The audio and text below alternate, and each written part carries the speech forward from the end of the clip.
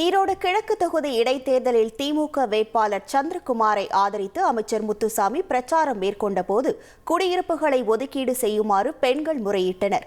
அன்னை சத்யா நகர் பகுதியில் புதிதாக கட்டப்பட்ட அடுக்குமாடி குடியிருப்புகள் ஒதுக்கீடு செய்யப்படாமல் உள்ளன. இந்த நிலையில் அங்கு வந்த அமைச்சர் முத்துசாமியிடம் குடியிருப்புகளை ஒதுக்கீடு செய்து தருமாறு பெண்கள் முறையிட்டனர். தொடர்ந்து அவர்களை சமாதானப்படுத்திய அமைச்சர் முத்துசாமி உரிய நடவடிக்கை எடுக்கப்படும் என உறுதியளித்தார். என்ன கேட்குறோன்னா, கோரிக்கை கொடுக்குறது எங்களுக்கு 1ஆம் நம்பர் வீடு 10ஆம் நம்பர் வீடு இந்த மாதிரி எல்லாத்துக்கும் இருக்க நம்பர் இருங்க நீங்கள் இருந்தீங்க. எங்களுக்கு குழுக்கள் முறையே வேண்டாங்கண்ணா. எங்கள் நம்பர் என்ன இருக்குதோ அந்த நம்பர் பிரகாரம் எங்களுக்கு கொடுக்க சொல்லுங்க. 3ஆவது மாடி வந்தாலும் சரியா வருமா? இல்லைங்க சார், எங்களுக்கு 3ஆவது மாடி இருக்குது வீடு. எங்களுக்கு 3ஆவது மாடியே கொடுக்க சொல்லுங்க. ஏன்னா எங்களுக்கு நான் தான் சொல்றேன்னா, எங்களுக்கு குழுக்கள் போடக்கூடாதுங்க. குழுக்கள் போட்டால் மறுபடியும் நாங்கள் ரோட்டில் போய் தான் மறியல் பண்ணுவோம். 10 பொம்பளைங்க நின்று நாங்கள் பேசுறோம்.